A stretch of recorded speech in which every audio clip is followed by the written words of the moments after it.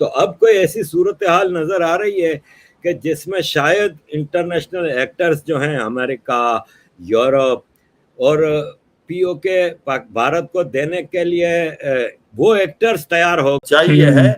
आज की तारीख में आर पार की लड़ाई लड़ रहे हैं वो ये कह रहे हैं कि एक ऐसा सेक्शन भी है, काफी बड़ा सेक्शन है जो पाकिस्तान पीओजे में, वो कह रहे हैं कि भाई हम भारत का हिस्सा था, हम भारत में मिलना चाहते हैं। कि जनरल बाजवा की कुछ ऐसी इंटरनेशनल कमिटमेंट्स थी कि जिस तरह से हिंदुस्तान ने ट्राइफर्केशन करके कश्मीर को हिंदुस्तान प्रॉपर के अंदर एब्जॉर्ब कर लिया है, जम्मू एंड कश्मीर की रियासत को, जो महाराजा की बुनियादी रियासत थी, पुरानी रियासत थी। इसी तरह एक दूसरा पैरेलल प्लान ये था कि आज़ाद कश्मीर के भी हिस्से बखरे किए जाएं और आज़ाद कश्मीर के हिस्से बखरे करके हुई है, उससे दुश्मन यकीनन खुश होगा, अपनी कुर्सियों के अंदर बैठ के टांगे पसार कर कह के लगा रहा होगा कि कैसे अहमक लोगों से हमारा पाला पड़ा है, कि हमारा काम वो खुद ही कर रहे हैं। जिस नफरत को हमने मोहब्बत में बदलना था वक्त।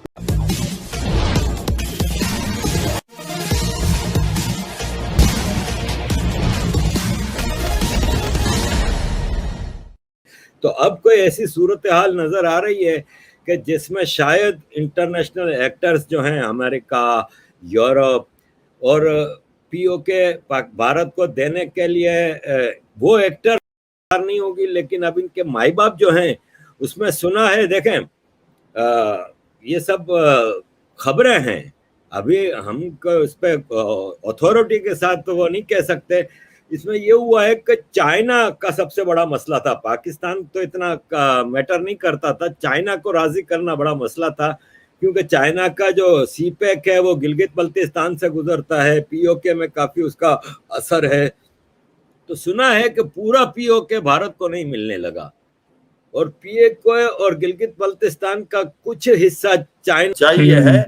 आज की तारीख में आर पार की लड़ाई लड़ रहे हैं वो ये कह रहे हैं कि एक ऐसा सेक्शन भी है, काफी बड़ा सेक्शन है जो पाकिस्तान पीओजे में, वो कह रहे हैं कि भाई हम भारत का हिस्सा था, हम भारत में मिलना चाहते हैं, क्योंकि उनको पता लग गया पाकिस्तान को तो उनको मूर्ख बनाता रहा, भारत बहुत आगे निकल गया। तो ये भी बात हो रही है, तो ये सच्चाई है। अब इन्होंने क्या किया, जब 11 मई को ये स्टार्ट हुआ तो पाकिस्तान ने सोचा जो पीओजे की पुलिस है वो तो मुखबरी कर सकती है, वो हो सकता है कि एंड टाइम में ना करे, तो इन्होंने एफसी जो है इनकी फील्ड कंस्टेबलरी उसको बुला और पंजाब पुलिस कंस्टेबलरी को बुला और उसको कंट्रोल करने की उन्होंने डंडाबाजी चलाया, आंसू गैस चलाई, लोगों से बदतमीजी की और उसके बाद सिचुएशन आउट ऑफ कंट्रोल होगी और फिर उन्होंने जो एक प्रकार से रेंजर्स को बुला और सुनने में ये आया कम से कम 15-20 लोग जान खो बैठे। ज़हन में बहुत ज़्यादा खौफ और खदशात हैं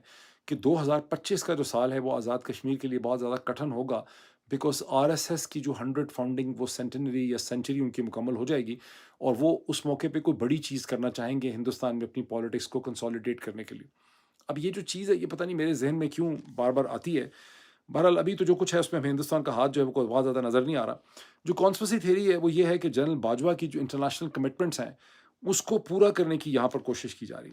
ये वैसे बड़ी अजीबो-गरीब किस्म की बात है कि वो कहते हैं कि ट्राइफर्केशन इंडिया ने की है, यहाँ पर भी एक ट्राइफर्केशन करने की कोशिश की जा रही है। मैं इसको एक कॉन्स्पिरेसी थ्योरी समझता हूँ। हुई है, उससे दुश्मन यकीनन खुश होगा, अपनी कुर्सियों के अंदर बैठ के टांगे पसार कर कह के लगा रहा होगा कि कैसे अहमक लोगों से हमारा पाला पड़ा है, कि हमारा काम वो खुद ही कर रहे हैं। जिस नफरत को हमने मोहब्बत में बदलना था, वक्ती तौर पर जो गुस्सा था, वो अब मजीद उसके ऊपर जलती पर तीली ने काम कर दिया है। वज़ीर आज़म पाकिस्तान शहबाज शरीफ को इस मामले का फौरी नोटिस लेना चाहिए। गू की कैफियत नहीं चलेगी, इसके ऊपर मुकम्मल शफाफियत चाहिए। मेरे सोशल मीडिया अकाउंट्स के ऊपर मुकम्मल तौर पर बम्बार्डमेंट है, पाकिस्तान से भी और पाकिस्तान से बाहर से जो पैगामात आ रहे हैं और हर तरफ दुहाई मची हुई है। हम ये नहीं कहते कि बहरान बड़ा नहीं है, मैं तो खुद इस प्रोग्राम के इस हिस्से को करके साबित कर रहा हूँ कि बहरान बड़ा है, लेकिन जिस अंदाज से सोशल मीडिया के ऊपर ये प्ले अप हो रहा है, अगर ऑफिशियल मालूमात इस पर फराहम ना की गई तो ये मामलात हाथ से निकल जाएंगे। ऑलरेडी हमने कश्मीरी बहुत नाराज हैं कि यार तुम लोग हमें बिल्कुल ही गुलाम बना के बैठे हुए हो यार, हमारी कोई औकात ही नहीं है। वहां देखो, वहां पे भारत में एक तरफ तो तरक्की हो रही है, कश्मीर में हाईवेज बन रहे हैं, दुनिया के हाईएस्ट हाईवेज बन रहे हैं, एयरपोर्ट्स, मेडिकल कॉलेजेस, यूनिवर्सिटीज, और उनके तरक्की के लिए इतनी सारे पैसे, पता नहीं कितने हजार करोड़ का fund prime minister Modi ji ने एलोकेट किया है। तो वो कह रहे हैं हमारे को तो लूट मार कर रहे हो सिर्फ और गुलाम बना कर रखा है। तो बहुत ज्यादा बेचैनी है कश्मीरी लोग हैं, वो रुकने वाले नहीं। वो कहते हैं आर पार की लड़ाई डू और डाई। और मुझे लगता है जैसा कुछ हुआ था मार्च 1970 में बांग्लादेश में, वैसा ही कुछ पाकिस्तान ऑक्यूपाइड कश्मीर में हो रहा है। और अब जो लोग हैं वो नहीं, अब पाकिस्तान की गवर्नमेंट हिल गई है। अब वो क्या कर रही है, जब इनको पता था, ये बोल रहे थे, इनको 1 साल से ना पे या पेंशन मिली है पीओजेके में, और यहाँ पर सब्सिडी नहीं है। ये कहते हैं कि जो हमारे को आटा दाल की एक प्रकार से कोटा मिलता था वो भी कट कर दिया, और उसके बाद बिजली आती नहीं, और बिजली के जो बिल है बहुत बड़े हैं, पानी है नहीं। दूसरा इनका एक और क्या किया सुमित, इनकी जो मुजफ्फराबाद में से जो के अंदर जो मेन रिवर आ रही है एक पीओजेके में, वो कृष्ण गंगा है, जो कि भारत में उसको कृष्ण गंगा बोलते हैं और पाकिस्तान में उसको नीलम नदी बोलते हैं।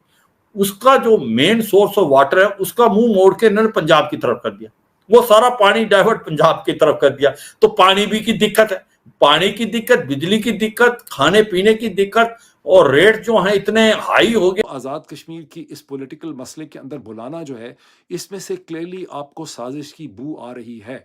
और जबकि ये मामला ठीक हो रहा था, उस मौके पे रेंजर्स और आवाम के दरमियान में ये जो गोली चलाई है रेंजर्स ने, जिसके नतीजे में लोग प्राइवेटली कह रहे हैं कि इस वक्त कम से कम 10 के करीब हलाकतें हो चुकी हैं, और ये जो सरकारी फिगर है ये 3 का ठीक नहीं है, और दर्जन से ज़्यादा ये दर्जनों लोग जो हैं ज़ख्मी हैं।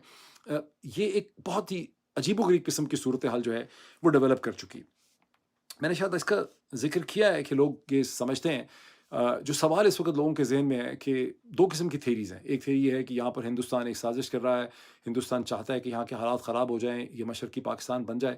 हकीकत यह है कि आज़ाद कश्मीर और मशरक़ी पाकिस्तान के दरमियान किसी भी किस्म की कोई मुमासा पाकिस्तान के जिस तरह के अंदरूनी हालात हैं, और साथ ही पीओके और गिलगित बल्तिस्तान में जिस तरह पाकिस्तान के खिलाफ आवाज़ें उठ रही हैं, लोग सड़कों पर आ गए हैं, और उसमें जो जलती आग में तेल का काम किया है कि पाकिस्तानी सेना के रेंजर ने कल निहत्थे पीओके के लोगों पर अंधाधुंध गोलियां चलाकर न जाने कितने लोगों को मौत के घाट सुला दिया। इससे मामला और भड़क गया है, और अब तो हालत यह हो गई है कि अब कुछ फैसला होकर ही रहेगा।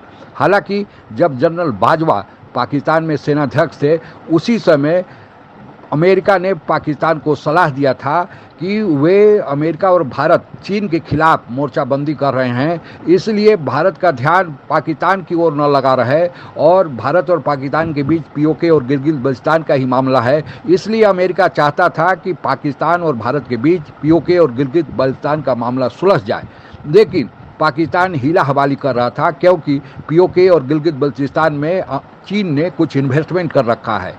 जो पीओके में जल परियोजनाएं हैं उसमें चीन ने खर्चा कर दिया है, और उस इन्वेस्टमेंट को चीन निकालना चाहता है। साथ ही गिलगित बल्तिस्तान से पाक और चीन का सीपाई का आता है, इसलिए पाकिस्तान इसमें हीला हवाली चीन के इशारे पर कर रहा था। लेकिन अब लगता है कि मामला कुछ आगे चलता दिख रहा है।